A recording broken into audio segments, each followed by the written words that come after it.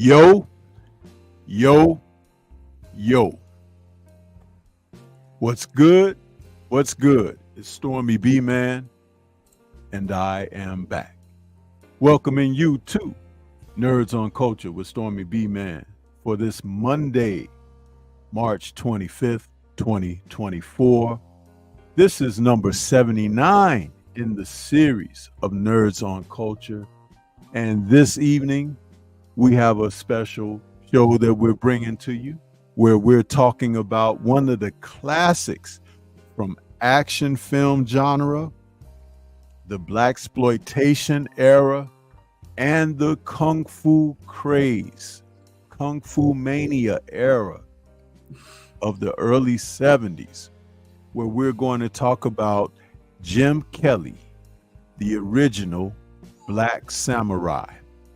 And as we talk about this particular personality from martial arts and film, we're going to reminisce on the creative process of what he was able to entertain us with on the screen, what his accomplishments were in his personal life, as he was a noted martial artist, had his own dojo, and he was famously remembered for participating in the biggest martial art film of all time, which starred the legendary Bruce Lee, Enter the Dragon, where he played the character Williams in there, who was a rebellious, forthright man and a progressive.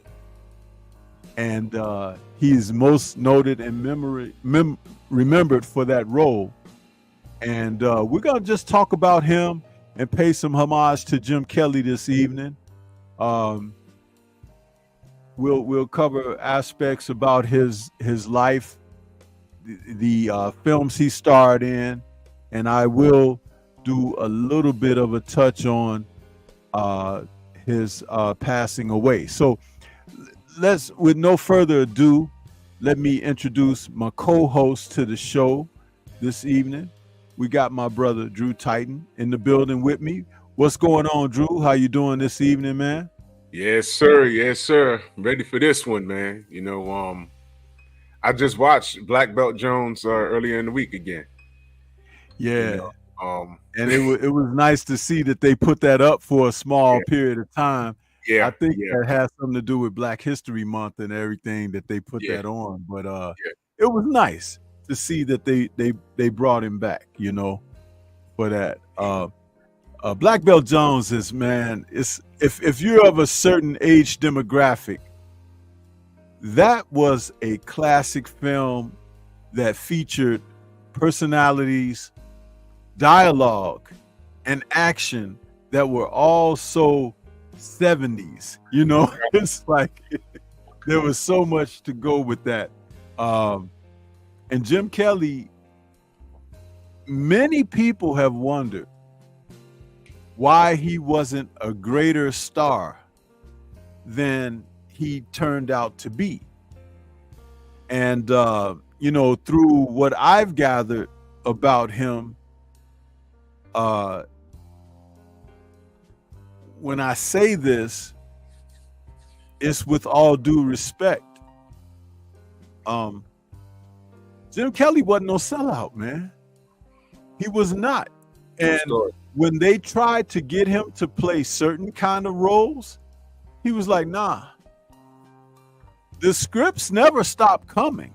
I want you guys to know. But it was he who chose to walk away from Hollywood. It wasn't that Hollywood looked at him and said, hey, we ain't got no more time for this guy. That wasn't it. He was a man that was accomplished in his life personally, and there was success, and he had an audience professionally. And he was one of the strong characters that we saw on film. We saw he could handle himself physically with fighting and all of that. Mm-hmm. He was a handsome man. He was the kind of guy that you could market. Mm-hmm. He didn't want to be used by the system. He once in an article where I read in Black Belt magazine, I believe it was, he said that he wanted to play serious roles, like be a cop or something in the film, carry a gun, have people shoot at him, he shoot at them, and you know, just basically, and this is not to pull one person to the side or anything, but he said he once mentioned Chuck Norris. He was like, I could play the same kind of movies that Chuck Norris played. Yeah. And probably do it better. You know what I mean? He's like, I've been over in Hong Kong, and this was after he had done films in Hong Kong like The Tattoo Connection, which we could touch on that as well. He said that there are guys over in Hong Kong like Bruce Lee who had much better karate than Chuck Norris, but they weren't marketed in the US like that. And he, you know, he said that there were so many capable people that you would be surprised at some of the scripts that he was offered and things that he was asked, and he just like, he shunned it. And he had a semi-pro tennis background, where he was noted as an athlete in the sport of tennis. He actually played tennis and taught tennis. So Jim Kelly was a well-rounded man. Those are my opening thoughts about him. Anything you would like to add? It's interesting you said they the offers kept coming, but you know what I read years ago, you might never know, and it matches up with what you said. They said that he wasn't as out loud, he wasn't in the limelight like that because he had an ego. See that? And that's what I read. But now, when you get a little older, you start to figure some things out.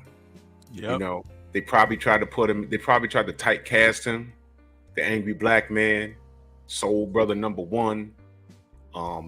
You know, they probably went to kill him in every other damn, you know, movie. You know what I mean? And that's why he rolled with Fred Williamson. And that's a whole nother thing. Yes. You know, Fred Williamson was one of the guys that, and we could do a show on him by himself too, you know. Exactly. And we will. I mean, this is just one of the ones that we're kicking off with, you know, talking about this gentleman. But hey, yeah, absolutely. He was in there. Even Carl Weathers was in the film with these. That's how far back these things go. And they had a difficult way to go, you know, being black and being in the entertainment industry. And absolutely, he could have held his own. There was a market there. I always felt when I was younger, he could have been our black version of Chuck Norris when Bruce died, because Bruce was already gone by the time I was born. But what Chuck Norris was doing, there's no reason why Jim Kelly could have been his rival as far as putting out a product. And maybe down the road, they could have met up and did a crossover film. You know what I mean? Something like that. You know, they could have, I don't know why Hollywood never grabbed Bruce Lee and used his real name and just tell the public, man, grow your hair out and you're going to be something else. And team him up with Jim Kelly or whatever and introduce this new guy to the market. There was a market there. But I always felt as I got older that Jim didn't get the shine he deserved, and he turned down roles because they were probably not good roles for him as a man. I just saw this interview. It's a short interview. I saved it on my Instagram with Tiny Lister, aka Zeus, aka Debo. And he got very animated on the show. And he said, man, you know, I don't, you know, Hollywood doesn't like me. And I'm listening like, huh? He's like, yeah, because, you know, I don't do dresses. I'm not going to let them put me in a dress. And that gave me reasonable cause to believe that they probably offered him a role and wanted to put him in the goddamn dress. And they do this notoriously to our black actors. So Jim Kelly, you know, when you grow up and you look at things how they are, he wasn't no sellout. And he wasn't going to cape for anything. He wasn't going to do that. And what was the sacrifice? A role? You know, I don't know what he did after, you know, the acting slowed down, but he wasn't homeless. But big ups to him for not selling out. Well, don't forget he had a dojo, and Yeah. you know, he, like I said, he played tennis on a semi-pro circuit, and he taught tennis. I mean, he was, you know, he was innovative, man. He didn't need Hollywood like that. You know, after he completed school and everything, he went and opened up his dojo, but he has said he wanted to kind of use martial arts to bring it to Hollywood, to film, like he has something to offer. And you have to understand that thinking in that manner, there were a lot of guys who at that time had that same thought. You know what I mean? And because martial arts was kind of a new thing. It was like not something that was, you know, like even Chuck Norris, even though he was a great martial artist at the time, but there were several others at that time who had great names in the martial arts field. You had Joe Louis, you had Mike Stone, Ed Parker, June Ray. All these guys, they were martial artists, but nobody ever asked them to be in movies or something. That was Bruce Lee who broke that barrier. Right. And again, people don't want to give him those type of credits, but that's exactly who he was. But as we're talking about Jim, this is something I wanted to share because I came across this, and it's very touching now, because knowing that the brothers, they're not here anymore, but always with spirit and always will remain. But I wanted to share this.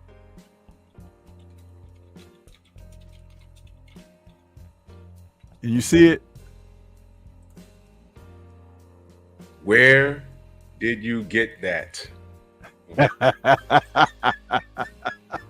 Where did you get that, and when did that happen? And wait a minute, Stormy. That's in Chicago. That's a Chicago police officer behind him. I know, I'm looking at the hat. How tall was Jim? Jim Kelly was 6'2", bro. What the? Okay, Ali must be kind of like Neil. Yeah, okay. But Ali was 6'3". Yo, in the back, okay, I can't tell in the back. In the back with the shades, you know who that looked like? But that's not on the right hand side, closer to Max Jim. Julian. Yeah, is that him? Okay, I don't think that's him, but is that awesome or what, bro? Is that awesome or what? Wow, what year was this? This photo is on the internet. You can pull it up on the internet, but I wanted to share that because these were two of our you know, these men, man. I can't say too many words, man. Man, you had to be there. You know what I mean? You had to be there. This is Chi-Town too. What venue? Do you know what venue this was? I don't know the history on this photo. I would like to try to get some more information. I'm sorry that I didn't look into that prior to the show, but I didn't even have this queued up until after we went live, because I was like, wait, let me upload the picture of Jim Kelly and Muhammad Ali. So I just, you know, but isn't that Cooking with the Champ? He said that's got to be Photoshop. No, it's not, man. That's them. That's circa 1974, 73. That's when, at the height of both of these men's fame. Yes, in Chicago. And I think this might have been around that time that he may have been filming Free the Hard Way with Jim Brown and Fred Williams. Yeah. Yo, that's crazy. I know. And we never had a picture of Bruce Lee and Ali because they never crossed paths like that. They never met. But it would have been awesome because Ali really admired, Bruce Lee really admired Ali being such a big man and could move like he did and everything. So Bruce Lee actually would play films of Ali's fights and watch him in the mirror and try to emulate his movements and stuff. That's why when you would see him dancing around on his toes and stuff in film fight scenes, he got that from Ali. So, and he didn't you know, shy away from it, admittedly. And what was interesting that he also did was he watched Ali in a mirror, because Ali was Orthodox, but Bruce Lee was Southpaw. So, you know, he would watch him in the mirror and get an idea of what it would be like to move like him, but as a Southpaw. How about that? That's what he did in Return of the Dragon. He danced on Chuck Norris' ass. That was boxing. He incorporated the footwork of boxing in his martial art in that film. That was something. But I've never seen this picture. You never seen it, man? I've never seen this at all. Who would think to look for this? I never thought of this. Yeah, this was, like I said, I remember the first time I saw the image. It was in the 70s, and not when it first happened, but wow, man. But you know, that's something, the two icons, man, they're there, right? Yeah, man. You know, there's a lot of pictures of guys that you would never think of cross paths. You would never have thought. You know, there's a picture of Muhammad Ali walking with Ric Flair in Japan. Yeah. I was like, when did that happen? Well, there's something about Ali is got to be one of the most famous people in the world. Yeah. Like, I think in his first fight with Ken Norton, Elvis donated a robe to him that was studded out like Elvis's jumpsuits were and stuff. Yeah. Elvis used to have these jumpsuits he would wear with a cape. Yeah. So he studded out a robe for Ali, and Ali wore it. I think it was the Ken Norton fight, the first one, where he came out and had that robe on. It's like, you know, people were like, it's like Ali said, man. He said, I could go to anybody's house and have dinner. It's like, that's a true story. That's a true story. Something else. Man, I've never seen that. That's it. I mean, you find some interesting stuff. Like, I didn't see it until my adulthood when you know, Bruce Lee in the Shaw Brothers studio, talking with the Venoms. I was like, wait a minute. And to know that almost happened, I'm like, man. Listen, Tai Lung and David Chang made a film in Shaw Brothers called Blood Brothers. And that's around the time that Bruce Lee came to the studio. You know, when he was talking with Run Shaw about, you know, possibly doing a film. So when he did his Shaw Brother film shoot, there are images of him. I don't have them queued up right now, but maybe later when we'll do something, I can show the images. But where he's wearing a traditional like costume, of a general, right? And he's got the hat on, he's got the mustache and beard, and the robes, right? Many people didn't know this, but that robe that he's wearing is the actual same robe that Tai Lung wore in the film. So it's kind of big on Bruce. Yeah. Because Bruce was only 5'7", right? And Tai Lung was like 5'10". He was a tall Chinese man. That's pretty tall.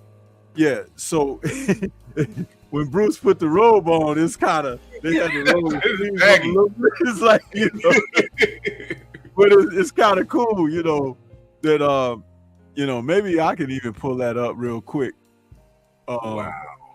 But it's just, it's an interesting shot because that was right around the time they were filming.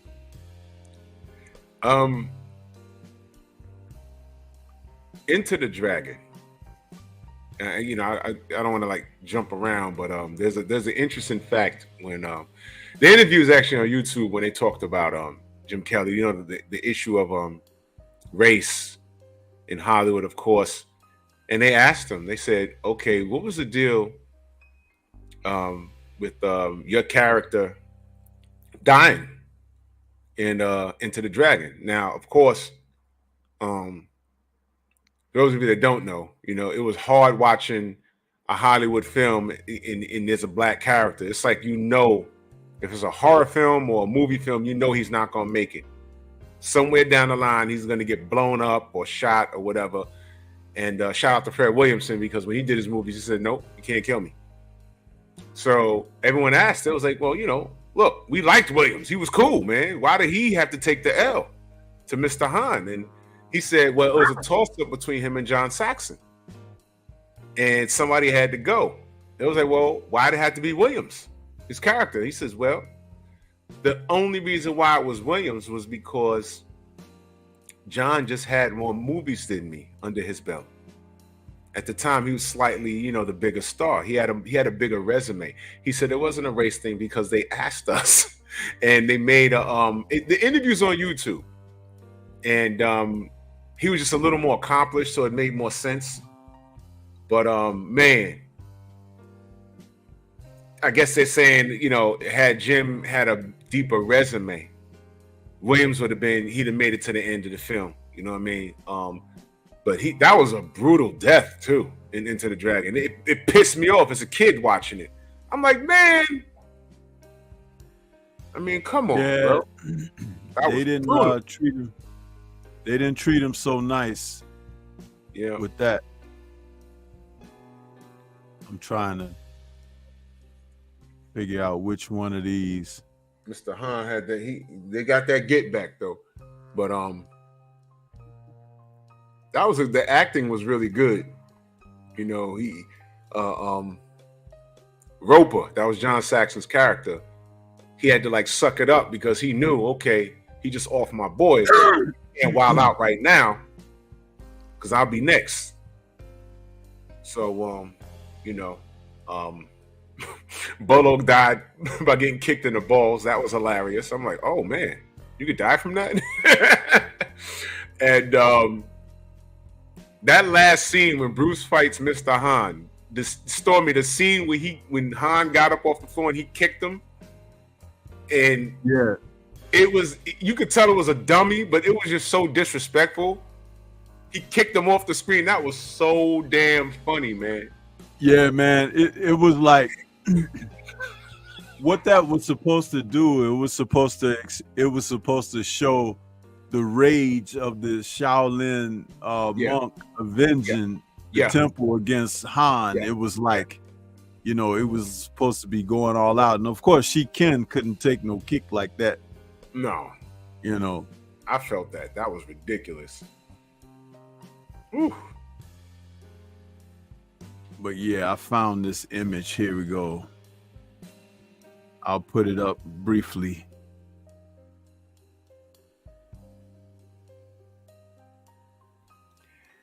This is the image of Lee and Shaw Brothers. Look at that. General outfit. Yeah. And that's the same robe that Tai Lung wore. You see how the cuffs at the wrist is kind of like folded over kind of thick? Because Tai Lung was a lot taller than Bruce Lee. Isn't that, let me talk to the audience, man. Isn't that crazy? Y'all never knew Bruce like knew the Venoms. They like knew each other, man. They knew each other. And he was going to take a role. Had he had not passed, we'd have saw him in a Shaw Brothers film. Yep. Eventually. And that, you know, that was something that even back then at the time, it wasn't like a public thing. It was kind of private. Yeah. And those images and stuff came out after he passed away because, you know, he was going to do a film with Shaw Brothers. It was one of the reasons why he and Run Run Shaw fell out. I mean, not Run Run Shaw. He and Raymond Chow fell out check out this image here too. Look at that. Now, that's Bruce Lee and John Saxon. John Saxon. Surrounding Run Run Shaw. That's right. Low Lay from Five Fingers of Death is right over John Saxon's left shoulder. Yep. And then there are a couple of other character actors from the studio standing with them. This was while Enter the Dragon was being filmed. Right. So Bruce was visiting Run Run Shaw even while he was making Enter the Dragon. So he must have been serious about making a film with Run Run Shaw. It was going to happen, man. It was going to happen. Can you imagine a Run Run Shaw film in Hollywood getting a hold of it and saying, yo, look, let's throw some money behind it. Can you imagine that? Let's throw some extra bread behind it. That would have been incredible. But, you know, Hollywood's not to be trusted because, you know, Bruce already got jacked out of Kung Fu. That was messed just up. One more to share with you because you have mentioned it. But here we go. Check this one out. There it is. Look at that, y'all. David Chang, Equan Tai, Unicorn Chan, who was Bruce Lee's childhood friend and also starred with him in Return of the Dragon. And that's Bruce. See that? And that was before Enter the Dragon was made. So this was at the time that they were filming Blood Brothers. So it just lets you know Bruce spent Blood Brothers was released in 1973, but it was being filmed in 1972. I want to say late 72, like around, you know, August or September or something like that. Because Bruce's haircut is still kind of short from when he made Way of the Dragon. So this was around the time he was doing post-production for Way of the Dragon. And he was still visiting Shaw Studios. So it lets you know he was, you know, he was thinking about making a move, man. Yeah. I mean, super independent, man. Because Enter the Dragon, that was a Hollywood production, and it did fairly well from what I understand. And fairly well. That movie was made on like a $850, almost $900,000 budget. And in a year, what did it gross? It grossed. It has grossed. Well, I want to say a few years in to its box office, it grossed way over 100 million. And to this day, if you change it to today's time and money and stuff like that, it's almost the equivalent of like a billion or something. Enter the Dragon is like one of the most profited films in the history of cinema. You know what? And he didn't even live to see the success for the film, because had he lived, he would have seen that Hollywood was already laying down for him at the time that he died, which is really, you know, we'll do a show on him. We'll talk about it, but it's so much to be said about that. But this is Jim's night, so we should get back on track with Jim. So Black Belt Jones wasn't actually his well, take me through it, because I really don't know what his first gig was. It wasn't obviously it wasn't Black Belt Jones. What was his first official gig?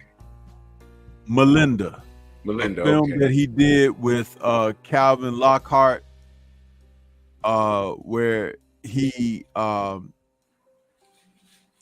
they were talking about bringing a guy in who could play a martial arts instructor for Calvin Lockhart's character, and they were looking at different personalities, and Jim Kelly, he kind of fit the bill, and so they offered him the role. He accepted, and it was interesting because it worked very well for him. It was a Warner Brothers production, and that was like it kicked him off. It kicked his career off. You know what I mean? Melinda was made and released in 1972, And like I said, it starred Calvin Lockhart, Rosalind Cash, Vanetta McGee, Rockney Tarkington, who was the original Williams in the script of Enter the Dragon. Later on, went on to play Black Samson. And yeah, man, this was, you know, it was distributed by Metro Goldwyn Mayer, but it was Warner Brothers, you know. And after that, when Tarkington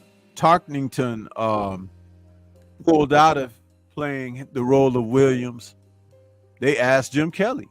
They said, "Hey, do you have a passport?" And he was like, "No."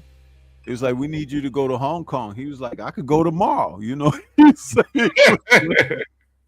You know, but I'm gonna try something here as we talk. I'm gonna put this Black Belt Jones poster, which I love this poster because it's so 70. You know, it reminds me of, remember those black, what do they used to call them, the black matte artwork paintings, that like black light paintings that like, yeah, I know what you're talking about. I don't recall the name of it. You know, they used to see them hanging in people's basements and stuff. It's like, yeah. You turn the lights on and it had a little shimmer to it and all of that. Yeah. I don't know the name of those. Yeah, but check this out. I'm gonna put this up. We can continue to talk about things, but I'm going to try something here. Hopefully, I can do it the correct way. And see. Let's see here. Because I tried this before you came on. And I want to see if it goes okay. Check this out. We all know what you're most famous for. But can you hear this? That, let's bring everybody up to date. Yes. What was happening? Give us a capsule view of your life up until your casting. Short.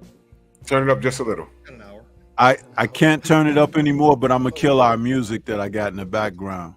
Okay. Well, yeah. But, no, preview. Just kidding.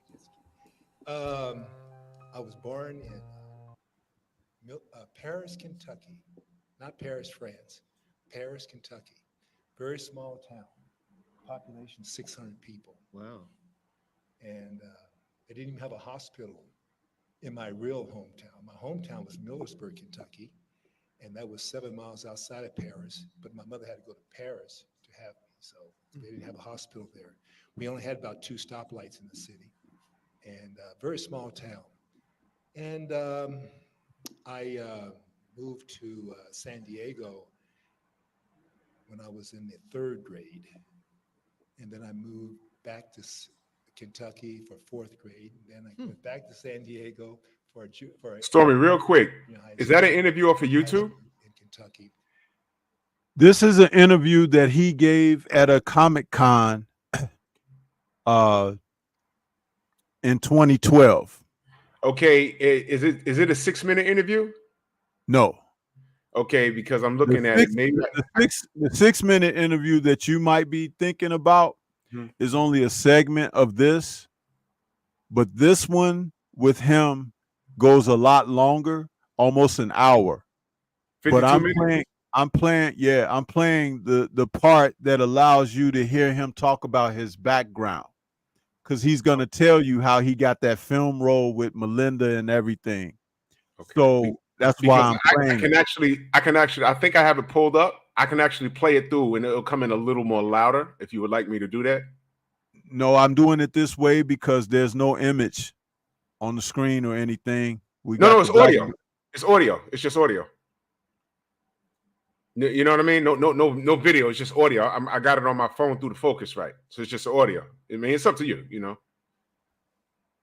Okay, I've paused it at 120. You can try to pick it up from that point and see what it says. Okay, let me see. 120. Let me go to 120 then. There we go. Child. Oh, yeah. I chose University of Louisville out of okay, that's better, yeah. several other schools. So I decided to go to University of Louisville, play football. And then I played football there my freshman year, and I was getting ready to transfer to a different school. I didn't like Louisville. But in between, I got involved with martial arts. Martial arts school opened up in my hometown at the time, was Lexington, Kentucky. They opened up a martial arts school, and I had always wanted to study martial arts. I used to read the books and stuff, but then I had an opportunity to study, and also it was good conditioning. Yeah. So I took the classes there just to stay in shape and also to learn some self-defense, some real self-defense. So that's when I got involved with martial arts. I'm curious. I mean, most people I've talked to, Michael Jai White and all the other guys, they always attribute it to Bruce Lee, of course, and Enter the Dragon. But you didn't have Bruce Lee or Enter the Dragon to be inspired by. What led you to be interested in martial arts?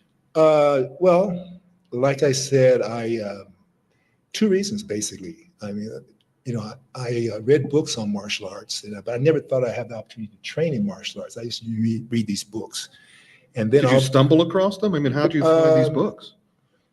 Well, at the library. Library. There we go. Yeah. So who knew? So then the school opened up, and then I said, okay, let me go check this out. It was Okinawa Shorin-ryu style, and I started studying that, and for self-defense and for conditioning, more conditioning maybe than self-defense, maybe, but because I was going to continue play football. I was going to transfer to another school, but I got hooked on martial arts, and I was just hooked on it. I continued with it from that point on. 1971, I won the International Middleweight Karate Championships. Yeah. I won a bunch of other tournaments. I only fought in black belt division about a little less than 2 years. And the reason that is because I got an opportunity to get in the movie business. So I took that because I did an article in one of the magazines. Well, it was only 2 at that time. Yeah. It was there's even less now. Black Belt Jones. I mean, Black Belt magazine, and Karate Illustrated. Right. Those are the 2 main karate magazines at that time. So Karate Illustrated did an article on me, and I told them on the cover, I said, a trophy won't put gas in my car. Yep. That's all we were getting, trophies. Yeah. You know. Oh, I know. You know, I love the competition. I love competition, but I couldn't pay the rent on those trophies and put gas in my car. So that's why I quit, because I had an opportunity to get in the movie business. Well, let's talk about that, because I've heard it from the very first movie was, of course, Enter the Dragon, correct? Nope. No. There we go. Hey, pause it right there, Drew. Pause it. Me. They don't know. Yep. Okay. He's getting ready to talk about now how he got into the movie business with his film role of Melinda. But this audio, and salute to Eric Jordan with the super sticker. We appreciate you, Eric. Thank you so much, brother, for the support. Now, understand this, people. This is from 2012. It was a convention. Rick Baker is the guy who he's talking to there. Rick Baker has been around the martial art movie scene for a long time. He's an older guy now with glasses. He has this big white beard. He did a lot of audio commentary on some of the old Tai Sing DVDs and VHSs films.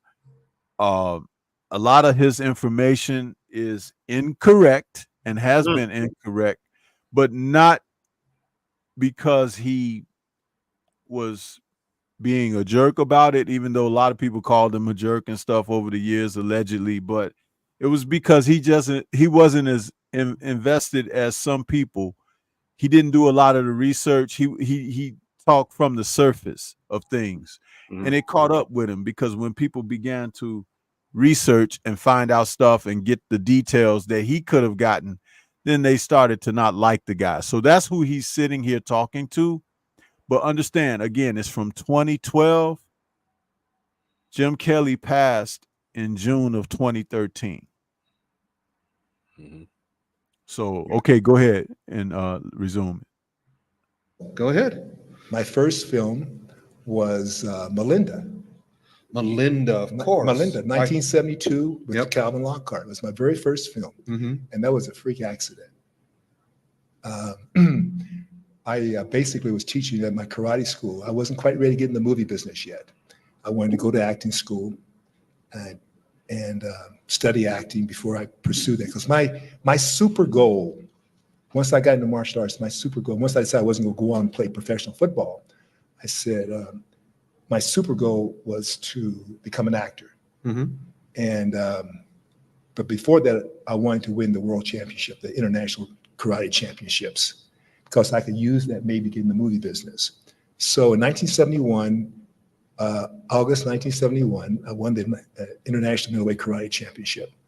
And then I still wasn't ready to get in the movie business. I wanted to open up a karate school, get some money coming in, and then go study acting. But when I opened my karate school up, I was teaching someone who had a very popular teen magazine. And she knew a director who was going to direct a film out at MGM. And he knew that she could find anything that he wanted for a movie. So he said, I know you can't find me this, but I need somebody to teach the star of my film karate. She said, oh, that's a piece of cake. My karate instructor can do that, Jim Kelly. So I went to Warner Brothers, not Warner Brothers, MGM, Yeah. and talked to the producer, director, and they said, you know karate? I said, yeah, blah, blah, blah. So I did a few moves. And they said, well, okay. After talking to me for about 30 minutes, they said, come back tomorrow. We want to talk to you again. So I go back the next day, and they said, look, we decided to do one thing with you. We want you to teach the star karate. We want to offer you a co-starring role in the movie. So just like that, it happened. Damn. Just like that. And I wasn't ready for that because I hadn't even studied. I didn't know anything about acting, not one thing. Didn't know what a real camera looked like. So they said, don't worry. We know you haven't studied acting. The director will work with you. He'll work you through it. So that's the way it happened.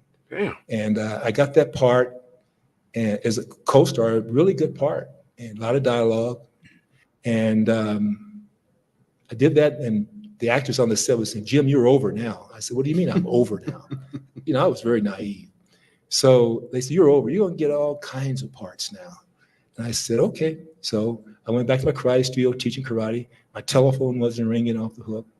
So finally, my agent called me about 3 months later and said, Jim, go out to Warner Brothers.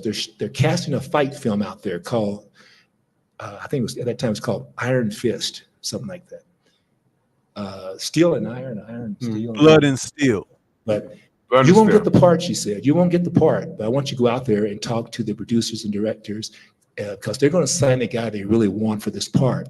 But at least you get a chance to meet these guys. And because they will be doing more movies. I said, okay, I'll go out there and meet them. Pause it. Okay. Now I'm going to fill in some gaps here. When he was told going out there, they're going to cast another guy. That other guy was Rockney Tarkington, who was in Melinda as well.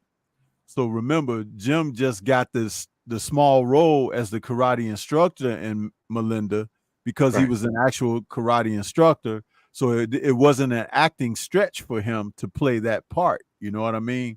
And they gave him a little action scene in the film as well.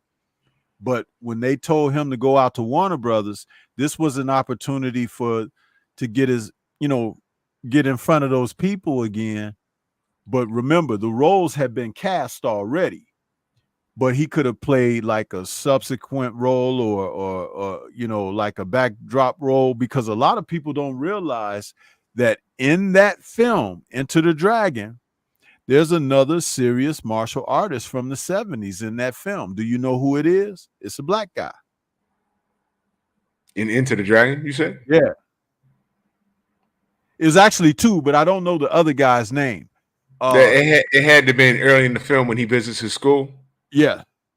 It's two guys in that scene. Is it one the brother with a balding guy. That's the guy who I don't know his name. I don't remember his name. The other brother with the other guy is Donnie Williams. With the kufi on, right? Yep. That's Donnie Williams. Okay. He's been in a ton of kung fu films and martial art films. He was in A Force of One with Chuck Norris. Norris, yep. They were in the karate tournaments and stuff. He was in Bruce Lee, the man in myth, with Bruce Lee playing Bruce Lee in that film. He was in so many from the 70s. But Donnie Williams was a real true to life martial artist as well, even more established than Jim Kelly, actually. Wow. And so he's in that scene when Jim Kelly comes to the dojo and he's saying goodbye to his boys in the gym. Yep. And that's Donnie Williams. So, but this is what we're saying here, that having the experience of being in front of those people and casting eyes on them. And when Rockne Tarkington pulled out at the 11th hour, I mean, they were talking about flying to Hong Kong like the next day or something. And he was like, he got pissed at the script. He was like, I think this is racist. You know, he didn't want to do the film and everything. And it was like, now, mind you, the script changed a lot during the production. So what he did, whatever he was unhappy with, it was probably justified. Understand that, because he had been playing in films. He was just in Melinda. You know what I'm saying? So for him to say something, it was probably something in the script that he was unhappy with. So he got out. Cooking with the Champ says that was Steve Muhammad. Okay. See, I couldn't remember his name, man. Thank you for that, Cooking with the Champ. See, Stormy knows these things. It's just that I can't remember every single detail. Right. I'm on it though. Thank you, Cooking with the Champ. But yeah, so I'm just filling in the gaps for that. But you could go ahead and resume.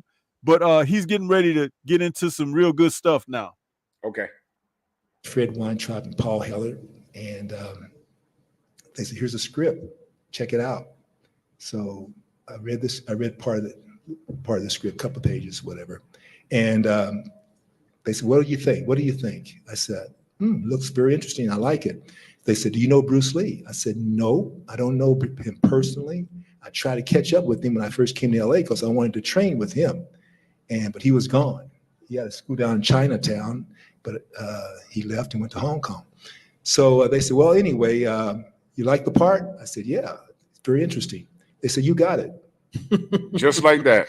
That's the way it happened, man. Just like that. Yeah, because I got it from Fred Weintraub. Yeah. Because they did cast Rockne Tarkington. That's right. And then supposedly the night before they were going to go over the film crew to Hong Kong, Rockne apparently, according to Fred, said that you're taking advantage of me. And Fred, as he put it, disagreed. And at that point, they already knew about you. And then just there you go. Yeah, my agent said, "You won't get the part. Just go on out there and meet those guys." Yeah, because Rockne at that time was cast. Yeah. But I mean, how soon between the time they told you had the part and did you start doing the part? Well, they asked me, they said, "How soon can you leave for Hong Kong?" I said, "I can leave tomorrow." I can leave tomorrow. They said, "Do you have a passport?" I said, "Nope, don't worry about it." So I left probably about two weeks later. 2 weeks later? Yeah, and I was only supposed to be in Hong Kong for like 4 weeks. I'll be 4 weeks, 4 to 5 weeks in Hong Kong. I was there 3 months making that movie. Damn. 3 months. It was the slowest movie. It was very slow. Well, now let's get into detail because this is the iconic film. Yeah. This is the movie that opened up Kung Fu to the world. It actually was the first modern day Kung Fu movie.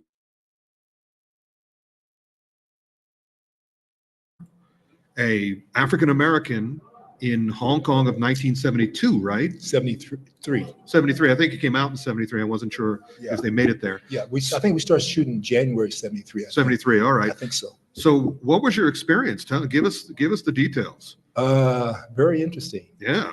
Actually, that was my first time out of the States. My first time going to traveling out of the States. Hey, listen to this part right here where he talks about his fro. Second week was good. But then at Hong Kong was completely different than it is today. Yeah. So I was staying on Kowloon side. There's Kowloon side, there's Hong Kong side. Kowloon side is a very busy side. Yeah. Very busy. That's the one that's attached to the mainland. Hong Kong is an island separate from that. Right. So Kowloon is where most of the studios were. Yes. Yeah. So I after about 2 weeks, man, I was starting to get homesick. So did you have to just eat Chinese food? I mean, what was I was lucky. Yeah. I mean, I like Chinese food, but there was a place called Jimmy's Kitchen. It was an American restaurant there, very famous, called Jimmy's Kitchen. They had all American food, very good food.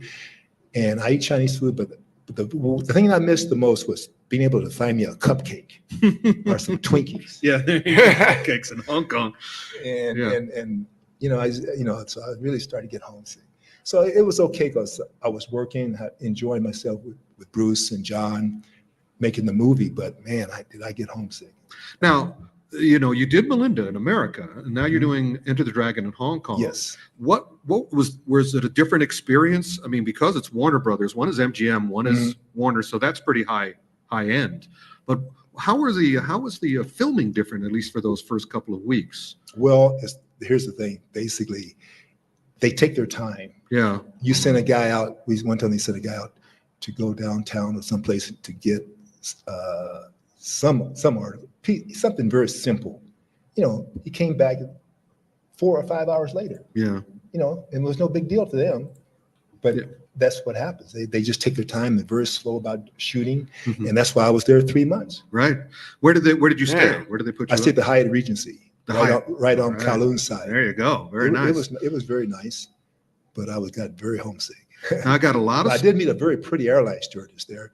From TWA. There you go. And what happened was, she used to bring me. She used to come back and forth. That was her thing. Her route. So she used to bring me magazines and stuff.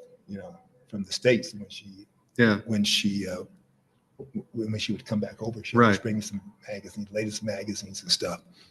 So I've gotten a lot of stories from a lot of people of the first time you met Bruce Lee. Yeah. What was your experience? First time you met Bruce Lee. Heard this guy saying, hey Jim. Turned around, looked around, I didn't know Bruce, never met him. Yeah. So, and I didn't even see the series. What was that series called? Green Hornet. Because I was playing sports or something involved with sports. And my friends used to always tell me about the Green Hornet, Kato. And I never got a chance to see it. First time Bruce saw me though was when I fought on the Mike Stone's 4-season All-Star team. We had an All-Star team, and I was a captain of Mike Stone's All-Star team, and we fought on the United States black belt team.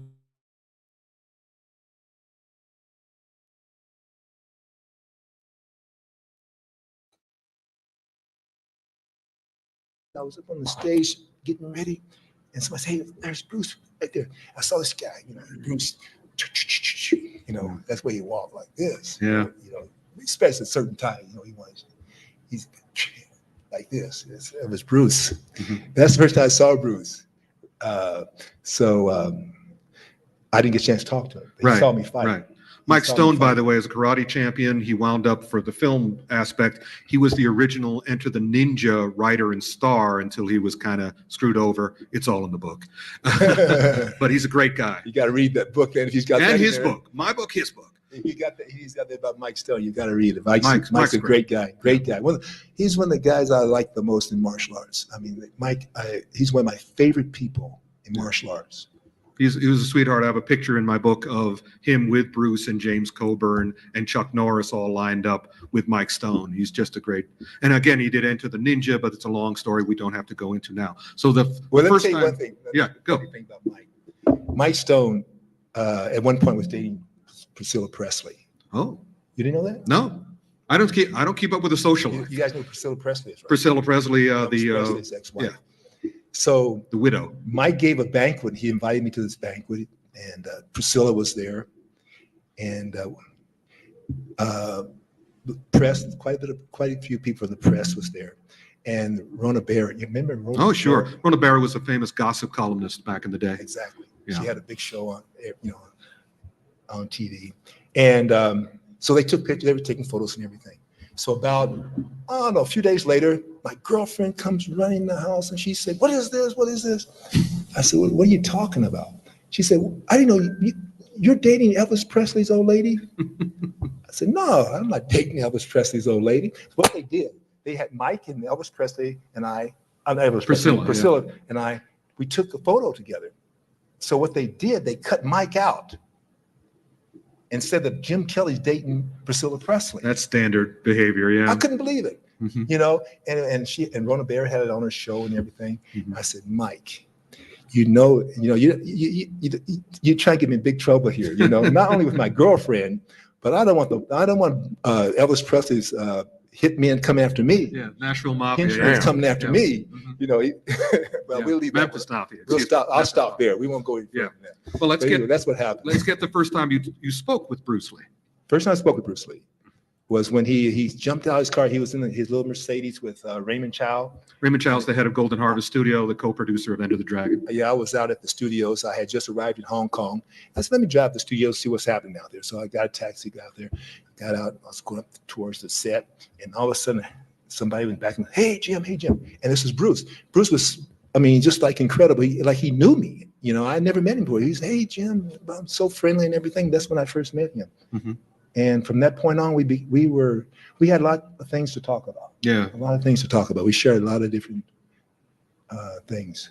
Now so you get homesick after about 2-3 weeks, right? But you're still there for 3 more months or 2.5 more months. That's right. That's right. So do you get to go back, or you just have to live with your homesickness? I stayed there. Oh yeah. Oh, that's a long flight. Yeah. At that time, yeah. I almost didn't get through I almost didn't get into Hong Kong. Yeah. Because at the immigration, when I arrived in Hong Kong, I had a big natural, you know, and in fact, that was the 70s, man. The black guy with the big natural, you know. So they pulled me right out of the line real quick. So they pulled me and took me in a room and started questioning me. And I said, hey, look, man, I'm only here to meet up with Bruce Lee. We're going to do some stuff together. And they kept questioning about this and that. I said, look, and also here, I got some people outside. Fred Weintraub's outside on the other side. Go talk to that guy. He'll come get everything straight. And they kept questioning me. I said, look, man, just forget it. Just give me my ticket back. Let me go home. No. I'm out of here. Oh, no. Oh, yeah. I was saying, hey, man, just give my stuff back. I'm going. Get me a ticket. Let me go back to the States. But so happened they went out there and got Fred. Fred came in, and I don't know, he maybe gave him some money, something. I don't know what he did. Oh, I'm sure he did. But we got out of there. Well, I wanted to touch on that. I mean, I was going to wait till after Enter the Dragon, of course, but we might as well since we're in Hong Kong.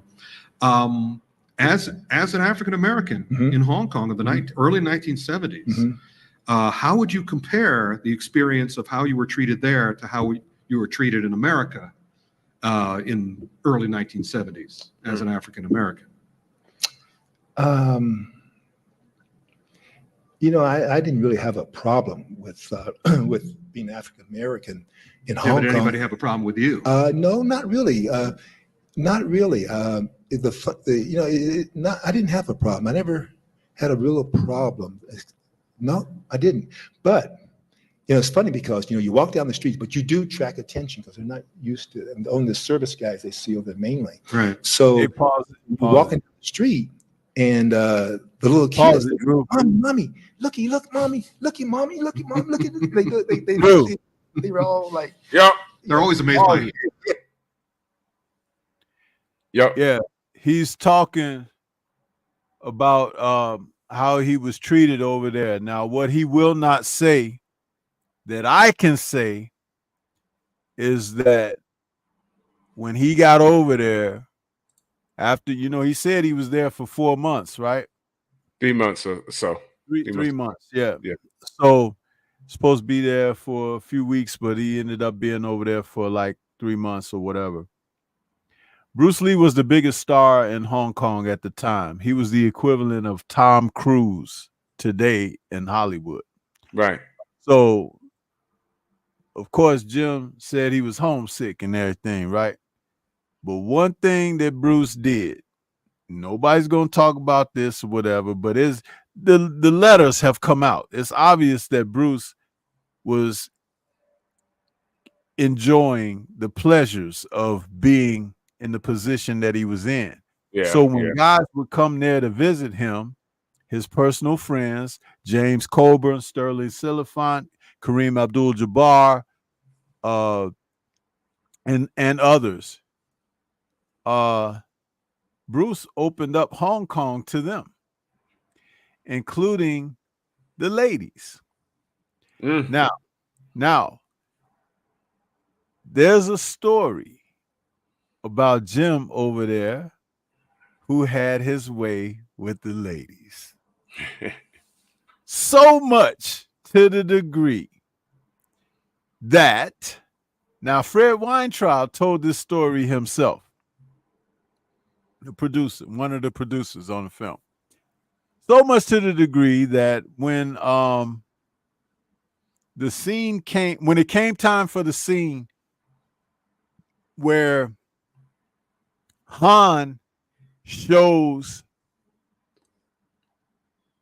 Roper Williams's dead body hanging over the pit of acid, right? Mm-hmm. He was supposed to be just hung up, maybe by like the arms or whatever, over there, tied up or whatever. But Jim, who had exercised his character in real life of Williams, remember when the lady brought the women to his room? I'll take you and you.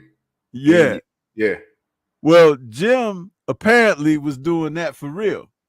And he was so sore and worn out that they created that chain harness for him to be stepped into when they held him over the pit of acid. So he needed some support. Oh my God. Because crazy. Yeah. That's so crazy. Black belt was truly black belt below the belt.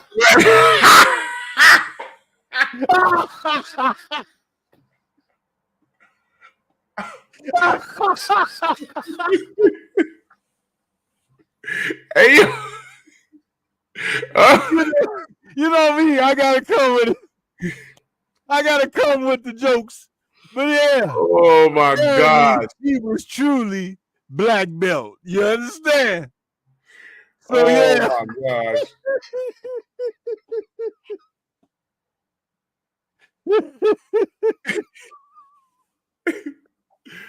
Oh man. He was getting it in. I knew there was something strange when he said that the stewardess kept seeing him, man. Come on, man. You already know what time it is, man. Yeah, I'm telling you. Listen, man. This is what I want to say. Because we may have to come back to a part 2 to this, because I like the way that your audio is projecting. And this is a chance to hear him talk about himself. Because remember that we didn't get that from regular media and everything. And this was just before he passed away. So it's an amazing thing. The man was 67 years old when he passed away. He passed away from cancer. Yeah. What type of cancer he had, I don't know. But there's information out there that says when they talk about his life that he had no children. However, there is a young lady by the name of Sabrina Kelly Lewis who proclaims to be his daughter. And she wrote a book about him in 2016 called My Life, My Story, My Father, martial artist Jim Kelly. And there's a picture of she and he on the cover of the book. Oh. So it's out there. You know what I'm saying? So but in his bio and everything, they say he don't have any children. He was married twice, and his second wife he was still married to at the time of his passing. So I don't know that end of it with Jim, but there's at least one person out there that's claiming to be a child of his. And maybe in Hong Kong there might be. There's some Asian motherfucker running around with an afro. You know what I'm saying? He was named Little Black Belt. Come on now. Oh man. But yeah, man. Any thoughts on what we've heard thus far and everything on I him? You mean, know? this guy's an unsung legend. The last thing I recall seeing him in was in a LeBron James commercial. Was happy to see him there. Gone too soon. I know he was a man of a certain age, but hey, Chuck Norris is still around. But based off what he's talking about, I mean, we're finding out things that we didn't know, and you know that must have been something special to be in Hong Kong in the '70s as an African American. That must have been something, you know, because things were a lot different back then. It was a little more difficult. I mean, I'm not saying things have changed. I know my buddies from the military, they've been to Asia and they've seen some things, treat a certain Right. way. You know, I mean, this is awesome, man. You know, Jim is this was our Chuck Norris, man. He needed a little more shine. I would love to have seen him get, you know, other than I appreciated, you know, the Fred Williamson movies and stuff like that. I'd like to have seen him get a push, you know, a Hollywood push. It was there for him, but like you said, maybe it was offered, but they wanted him to do something silly like wear a dress or die at the end of the film. He was turning down those roles for a reason. Now, in Right. this interview, did he ever engage in that conversation? Did he ever say why specifically he turned down a couple of roles? Did he ever say why? Because when I read, you know, why he didn't, because I was always asking, I mean, Chuck Norris took off. He was like, we couldn't cut on the TV or see anything without him, you know, the latest Chuck Norris movie or TV show. And I'm like, why wouldn't Jim Kelly? And you know, we said the race thing, whatever. But I remember reading somewhere Well, they said he had an ego. he wouldn't play some of the subservient roles, you know, like They remember call it ego. When he declined, they call it ego. But I yeah, that's knew, what they called it. yeah. But see what I don't know what point it gets to in this interview that he's sitting there doing, but later he goes into talking about while he was filming Enter the Dragon, they liked what they were seeing with the daily rushes of him so much that by the time he got back to the States, Warner Brothers had a 3-picture deal ready for him. And the 3-picture deal was Black Belt Jones, Golden Needles, and I think it was Hot Potato. Hot potato. So when he came back, you know, Black Belt Jones was riding right on the heels of Enter the Dragon. Some of the same production values went into that film. You can even see it from the title, some of the actors in there and everything. But when, you know, because Bruce Lee had passed away, Enter the Dragon had a re-released in 1974. When Black Belt Jones came out, they often paired them in the theaters together, Black Belt Jones and Enter the Dragon, because Jim Kelly was in both movies. So they made money on him like that as well. The film Golden Needles was actually a production that Bruce Lee was originally going to star in, and it had a different title at the time, and it had to do with these needles that people use for sexual arousement or something. And he was playing like a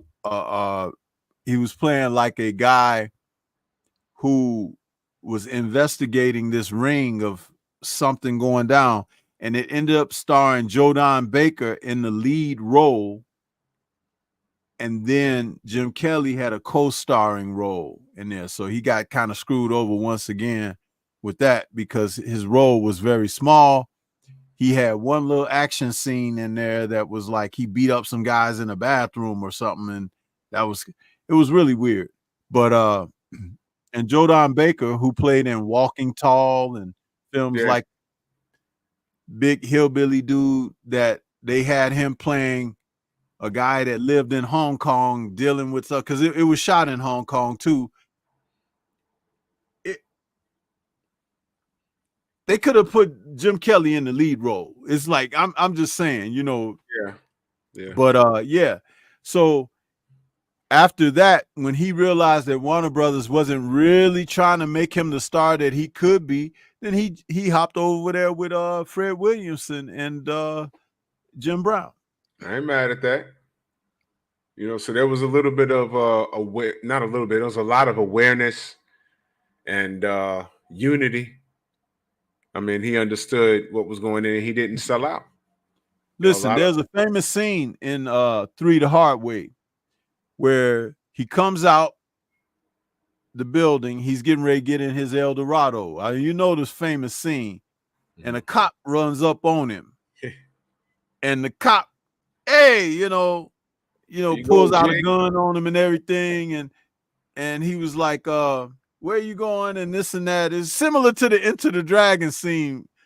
But he was like, you got some ID on you, you know? So when he pulls his ID out and looks at it, and he was like, Mr. Keys. But it didn't say MRKEYS. It said MISTER. Yeah. KEYS. And he was like, what kind of name is Mr.? And Jim Kelly looked at the cop and said, hey, my mother wanted people to show me respect. That's Jim Kelly right there, right there. Listen. That line, man. Yeah. And then he commenced when the cop was like, what's that under the seat there? Trying to set me up? Yeah, you trying to set me up? Ooh, he started beating on boy, and he started beating them cops up. And the cops started coming in other cars. They started pulling up. So they was really trying to set him up, you know. But when what I liked about that scene, though, he took on about, I don't even remember how many cops it was, but Jim Kelly, again, he was in leather from head to toe, boots and everything. But when he got in the fight scenes, he had gym shoes on. I just wanted to point that out for you guys. You know what the dopest part about Jim Kelly's scene? That scene right there was when he whooped all their ass. How he walked off. Yeah, he was. He walked off. He walked right towards the camera. Right? Now, let me tell you something. When I filmed my intro to Pep Talk, when I did that at the end of my intro, I did that thinking about him. I said, I'm going to walk to the camera. Dude, let me tell you something. I like Jim Kelly, man. I really did. Back when I was young, I was a little boy watching his movies, man. I was like, that's the Black Bruce Lee right there. You know what I'm saying? Even though I think that when you talked about their martial arts abilities, I think Ron Van Cleef was a more accomplished martial artist. Yeah. But Jim Kelly just had a little more charisma and everything. You know what I'm saying? He was cool looking. He was a man's man in the 70s, man. He was. And I'm still, to this day, had the coolest afro of any celebrity. Yeah. He had the coolest afro of any celebrity. I don't know who was his hairdresser, but they shaped the hell out of that afro on Jim Kelly, man. He kept it for as long as he could, man. Literally to the day he passed. Yeah. Man, he was a man's man. And that Black Belt Jones, is it still on Netflix? If y'all have not seen Black Belt Jones, yo, Stormy, that trampoline scene where he threw homie on the thing and his head went through the ceiling. Yo, my father to this day can't watch that scene without falling out the damn chair. It's the funniest guy. He picked dude up and threw him on the trampoline. It was like boom, and he hit his head went through the roof. I'm like, yo, who authorized that in the film? Man, that movie was something else, man. That movie was something else. That end scene with the bubbles, that last scene, and man, let me tell you, man. What's her name? Gloria Hendry in that film. Lord have mercy. Gloria Hendry was she was a stage actress that was well accomplished, very decorated in her ability and talent. But in those films, they never did her justice because she could she could really, you know, like what's this woman now that they like to give praise to, the black woman that she played Amanda Waller in the DC films. She played in Oh, that movie The Woman King. yeah. I can't think of her name. I know you're talking about though. She don't hold a candle to Gloria Hendry. And Gloria Hendry was one heck of an actress, man. You know, she's from that, and she still looks great for her age. 75 years old. She was a dancer and actress, and I think that Warner Brothers, they let Jim Kelly play around with his image a little bit too, because when you see some of the behind the scenes images of him for Black Belt Jones, he's got a mustache. And I think they were trying to go with, should we do the mustache thing or not? Because, you know, Shaft was out back then and Richard Roundtree had a mustache. Yeah. You know, so that was kind of Viola Davis. Yeah, thank you, Jamal. You know, a lot of times they say, well, this is the end thing. But personally, him not having a mustache is kind of what set him apart, because Fred Williamson had a mustache, Jim Brown had a mustache, Richard Roundtree had a mustache, Max Julian didn't, and he didn't, and Calvin Lockhart didn't. So that kind of set them apart. You know what I mean? Yeah. Yeah. I'm looking at the posters. This came out a year before I was born, but I remember the poster because later on, like I said, when the VHS tapes came out, the first thing that my dad and my uncles did, they found these movies, and I watched all of them in the early 80s. I watched all of them, man. And man, this was us right here, man. These were some solid brothers right here, man. When he went to Hollywood, you know. And they had a sequel years later called One Down, Two to Go. And in the sequel, they had taken Jim Kelly down. I was like, man, why didn't they take one of the other dudes down? They had to take Jim Kelly down. You know, I never saw that. You never saw One Down, Two to Go? No. Yeah. Let me see if I can find that. It's a sequel to Three the Hard Way. But it is right here. If you see these three dudes, if you see these three dudes coming, you better get the hell out of the way. That's all I'm gonna say right there, man. I get it. One down, two to go. They were taking their ass out. Why can't I not find it? I'll find it. Trust me, I'll find it, because now I want to watch it. I didn't know there was a, I probably breezed through it and didn't know it was a sequel for a minute. Yeah. Yeah, I need to, yeah, I gotta, I'm gonna find it, because now I want to see it. Yeah. But here it is. I found it. One down, two to go. Damn, that came out in 1982. Yeah, that's what I say. It's years later.